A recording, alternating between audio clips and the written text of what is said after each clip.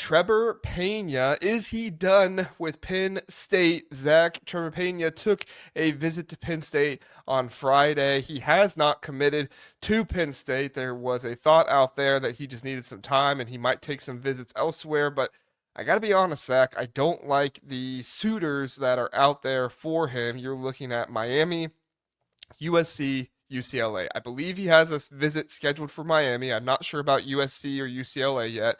Pretty sure those are showing interest in trying to get him to visit.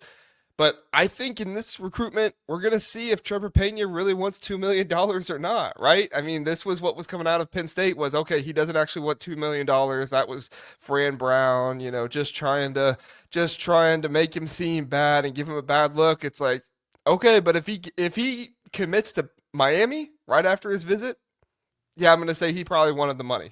Now, is that truly why he left? Who knows? But at least that's most likely why he would commit to Miami. I do think these older players, because he only has 1 year of eligibility left, I do Yeah. think these older players are a little bit more patient. So I don't think them leaving and not committing to you is as bad as maybe some other situations are, especially in this one where there's really not any other wide receivers available in the transfer portal. So it's not like Pena is battling for anybody here. But I will say it does look bad that Pena got through the weekend, did not commit, and now he is scheduling another visit, possibly more after that. I think Penn State probably lost out on this one, but I wouldn't be surprised if he commits later on. What are your thoughts? I think he's going to the U. I think he wants every bit of that $2 million if he can get it or whatever he can get. And if we know anything about Miami, they're willing to pay. Speaking of which, I don't know if you heard. We I like want to to say something really fast. Yeah, go for it. We did not mention Luke Altmaier with the UCLA stuff because we are going to mention him later. So he will be a part of our winners and losers segment. So yes, shout out to Illinois and Luke Altmaier sticking around. Stay tuned for more talk on that. Sorry, Zach, go ahead. Yeah. No, I was just gonna say, I don't know if you saw, we like to rip Lane Kiffin on this show. I think it's our favorite pastime. But dude, he ripped Carson Beck so well. And I just feel like it had to say, found out Miami paid Carson Beck like $4.3 million. And Lane Kiffin was like, did they not see him against us? And I was just like, yeah. And I think the point is Miami overpays. I'm not sure Trevor Pena is. I think Trevor Pena is a good player. Well, I'm not sure. Did you hear what the freshman safety said that went there this past year? No. Oh, so Zakai Peterson, I think his name is. He was an Ohio State recruit, and they lost out to Miami with him. Oh, Zaquan Patterson. Zaquan Patterson, yes. He is transferring after 1 year at Miami, and one of the things he said, and I'm not quoting him word for word here, but essentially what he said was like, I want to go someplace where football is serious. Talked about how guys are just late to practice, nobody cares, they don't give effort, it's not developing, you're not improving, and it's like, well, yeah, you went someplace where everybody just got a bag, that's what happens at Miami. It's no secret. Mario Cristobal gets guys in there, gives him a bag, and then he tries to get guys more rushing yards, and then he loses games for it. This is what Miami football is, and it's why even if they do make the playoffs, they're not going to be an actual relevant team and actually trying to win a national championship because they don't have the buy-in, they don't have the development, they don't have the players who care enough. Those players got their bags, and that's what matters most. You had probably your best quarterback option you're going to get in a long time in Cam Ward, and you couldn't even make the playoffs with him. Yep.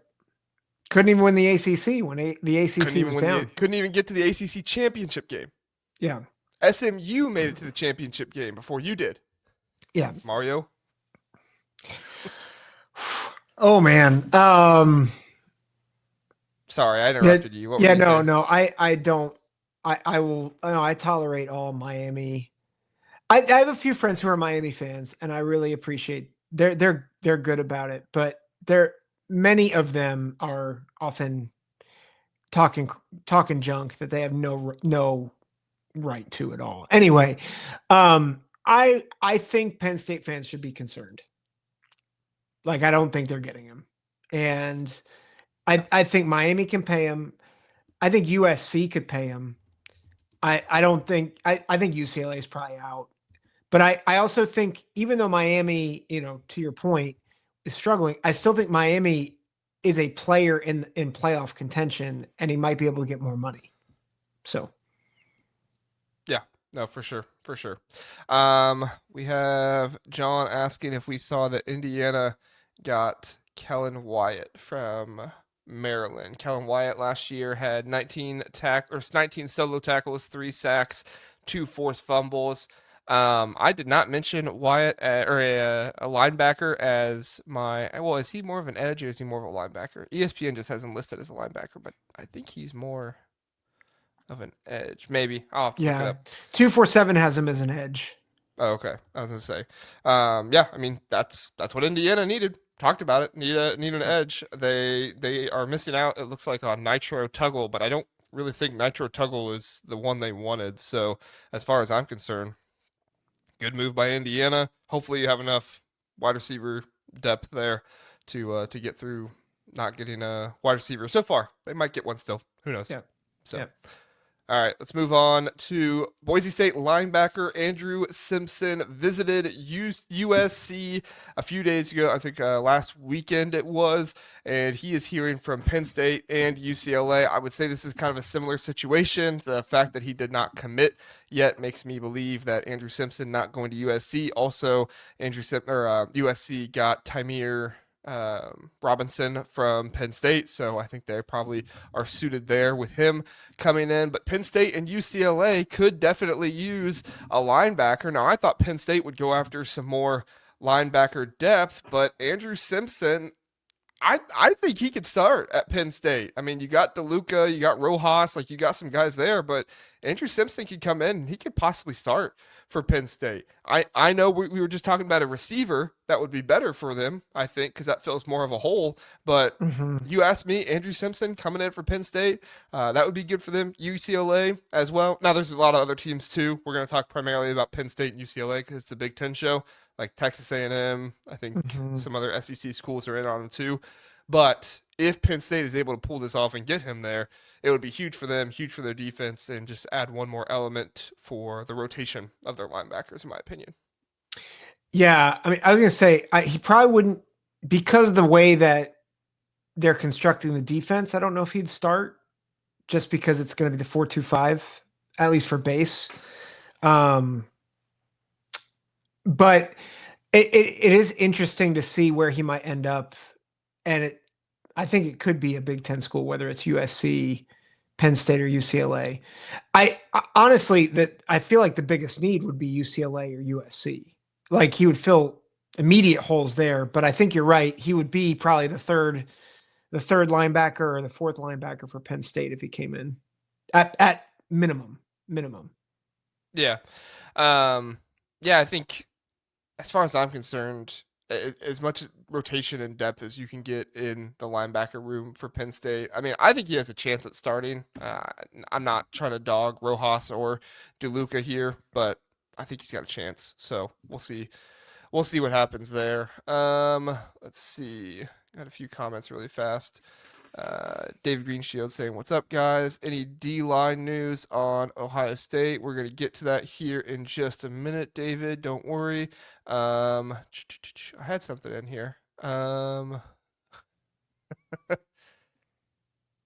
Where is it? Where is it? What did I have? Oh, Billy Tuesday says, "Don't see Miami beating Clemson. You think Clemson's the favorite to win the ACC?" Yes. That's what I think too. Yeah. Especially with all that returning. I think they have the most returning production next year. Yeah. That they have the best quarterback. I think they have the best receiving core. And I think think their depth. I like their roster this year. And I think they're gonna be better than a year ago. Like I think they're gonna be legit contenders this year. Yeah, I think they're actually a top 10 team this year. I don't think they were last year, but they could No. actually be at this this next year. All right, let's talk Ohio State.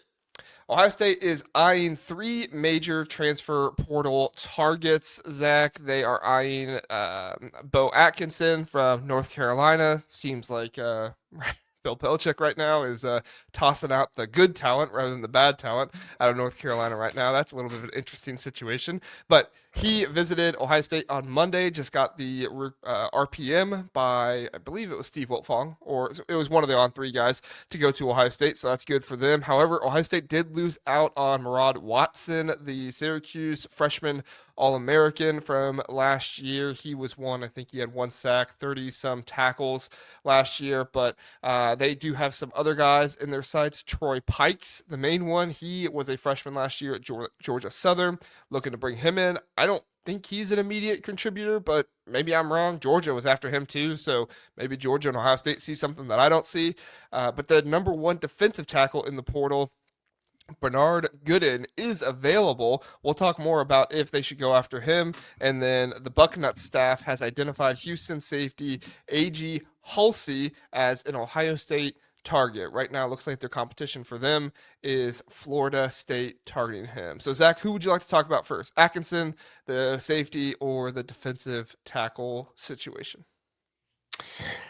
I think it'd be helpful to talk about Atkinson, since it seems like he's trending that way, trending towards Ohio State, which I think that's a big deal, because even though he's not the nose tackle that they want, I do think he helps that line with depth.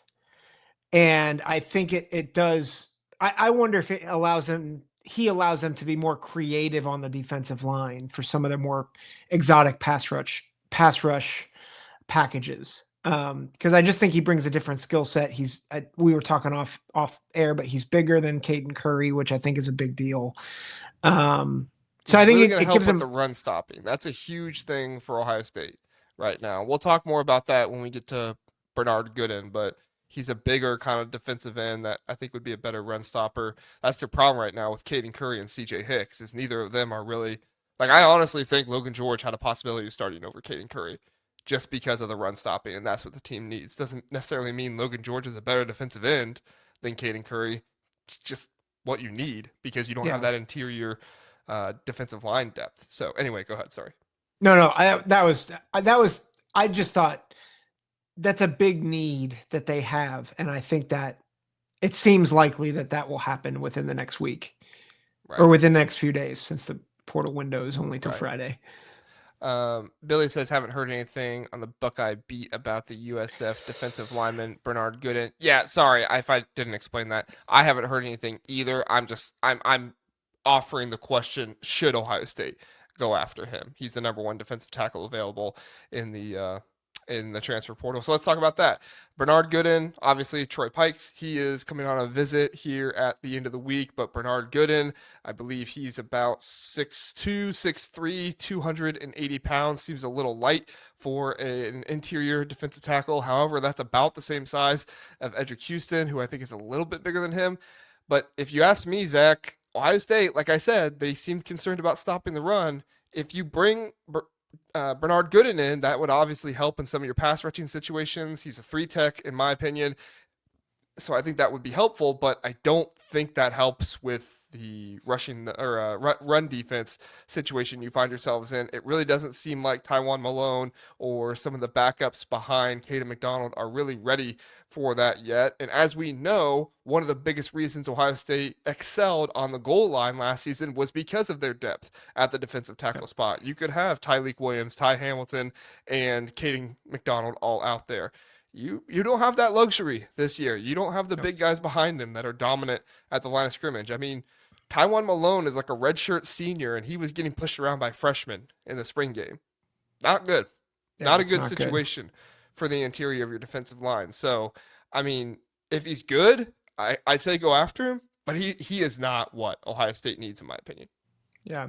Well, I'll counter this.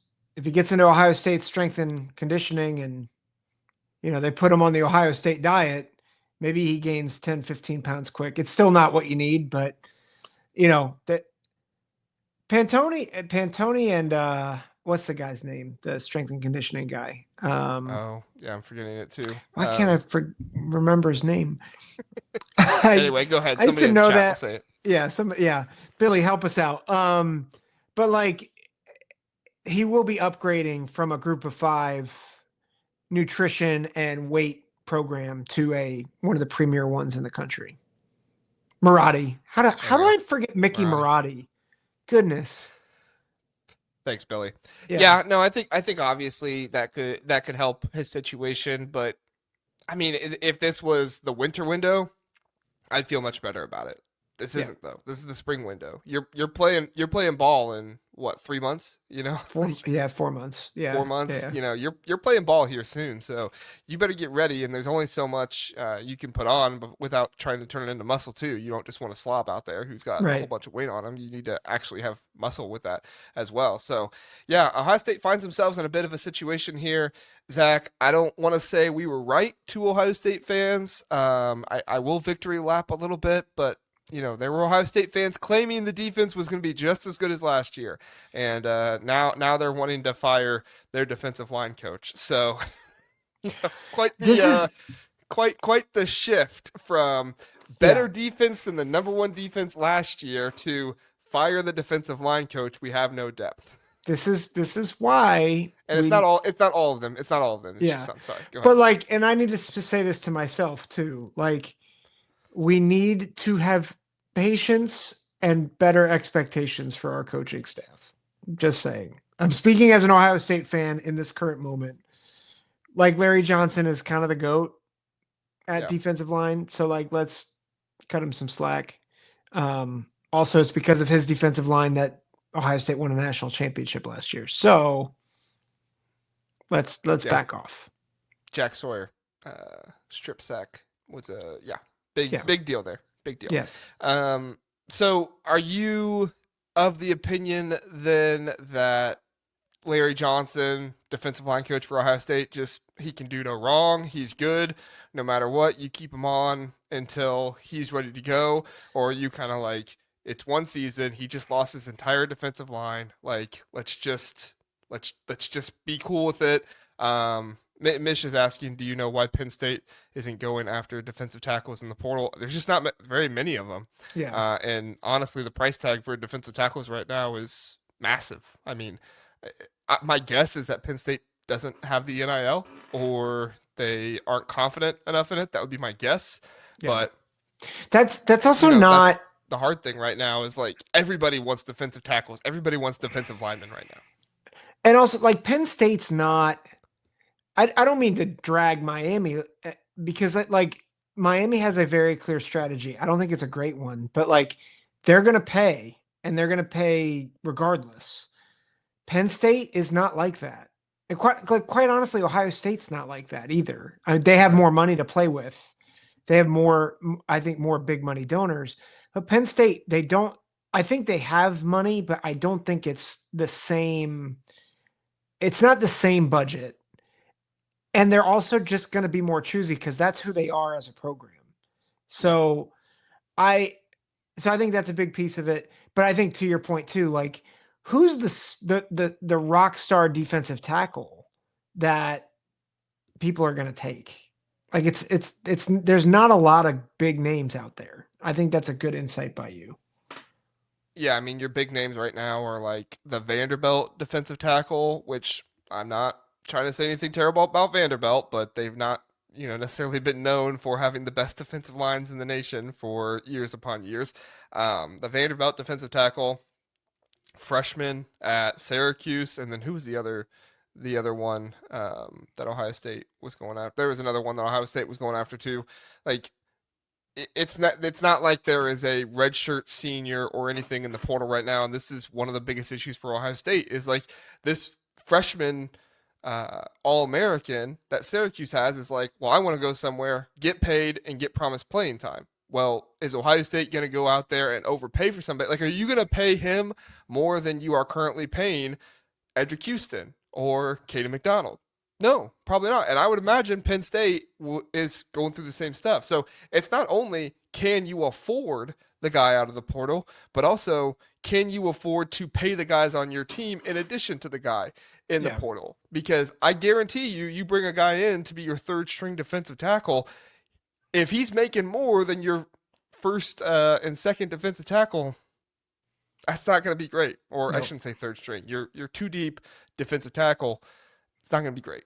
Yeah. So Well, yeah, and Maryland kind of has learned that firsthand with a 5-star. I think that the rumor was a 5-star offensive line was going to get more money than all the other offensive linemen, and the starting offensive line is like, all right, peace, we're done, and like that's left Maryland in the lurch a little bit, which we'll talk about later.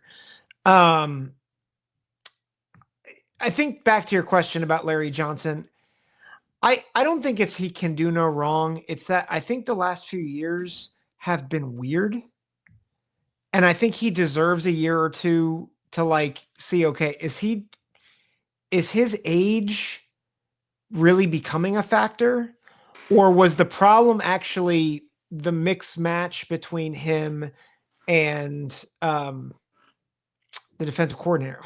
Jim Knowles. yeah. Was the problem between, and there's been a lot of smoke around the idea that the Jack just really screwed up recruiting because they didn't actually have any film on it because they never used it because it didn't mesh with how Larry Johnson taught defensive line. So I don't know how much I buy into that, but Billy Tuesday said it great. Like the D line recruiting has been down for Ohio State since Jack Sawyer and JT Tuimoloau's class. And quite honestly, JT and Jack, up until their senior year, actually up until the playoffs, kind of underperformed, right? They're going to be 3rd, 4th round picks. They were the number 3 and 4 recruits in the country, according to 247. And so is that a development issue? I don't know, because certainly Larry Johnson has a really good track record over the course of his tenure. But I wouldn't say he can do no wrong, but I think he deserves a bit of, he deserves a little slack, and I'm willing to give it to him for another year or two. Yeah. Yeah. All right, let's move on to the safety. AJ Halsey, I believe is how you pronounce it. Halkey, one of those two. He is apparently somebody that said he would be interested in Ohio State, and Ohio State has explored an option here to possibly get to him. So we'll see. This is a lot of smoke right now, kind of rumors going on, nothing definite yet. We don't have a tweet or anything definite from like an insider yet, but I do think it's interesting to talk about because Ohio State does need to fill their kind of free safety slot, and AJ was a good safety last year in the pass defense. Had 5 interceptions, did a good job at Houston. He was very good at New Mexico. I think he was there for 2 years, and he could come to Ohio State, play alongside Caleb Downs. You could have another very good safety duo in Caleb Downs and Hulsey next year if Ohio State goes after him and tries to get him. To me, it'll depend on how they feel about Malik Hartford and Jalen. What's his last name? The other guy, Jalen McLean. I apologize, Jalen McLean. It'll kind of depend on how they feel about him. But maybe Hulsey is just that good that it's like, look, we believe in these guys, but this guy's just that good and he wants to come to Ohio State. We'll see. Do you think they need to go after another safety here, Zach, or do you are you a believer in Malik Hartford, Jalen McLean to come in here? I don't think they need another safety, but like if he's good enough, why not? Like you could always use more depth. You do have like it's McLean and Hartford. Hartford has had some good reps, but it's still unknowns. Like you had Lathan Ransom back there for 3. Well, it felt like an eternity with him. So like I think for depth, sure, but I'm not sure it's like. I think when you're talking about Ohio State needs, the only need is a defensive tackle. I think everything else is a want. I do think that the replacement for Jordan Hancock is not being talked about enough. That's a I good think point. Lorenzo Styles is going to do a good job as a slot corner, but I don't think he's Jordan Hancock. And even Jordan Hancock is not going to be drafted very high. I think he was the most underappreciated player for Ohio State last year. With what he was able to do to let Caleb Downs kind of play freely between the safeties and the linebackers, I don't know if they trust Lorenzo Styles. I don't have to do that. He looked pretty good in the spring game, so I don't want to take anything away from him. But is he as smart of a player? Is he as versatile of a player as a Jordan Hancock? We'll see. So really as far as I'm point. concerned, that's what you're looking at more than Malik Hartford and Jalen McClain. Do we have somebody that can play back enough to help in the pass coverage? Because Lathan Ransom was a hitter as much as Caleb Downs was. He did well in the free safety spot, but he was known for getting downhill and hitting the running back in the run defense. Yeah. So. It's interesting. You said that, and I'm like, I wonder if a lot of people look at Shawn Wade with a lot of like they look back and I don't think they appreciate him as much as they should. Because while Shawn Wade was never a number one corner, as a slot corner, he was so good. And he made that 2019 defense so good. And I think in a lot of ways, your point about Jordan Hancock, one of the most underappreciated players, I think, on the national championship team for Ohio State. And that's a really good point. One comment I want to address before we hit our commercial break, and then we'll get to our transfer portal winners and losers. Nico says this guy hates Miami. I don't know who this guy is, but you should say these guys. Yes, we do both very much dislike Miami. So correct. These guys, Nico. Yeah.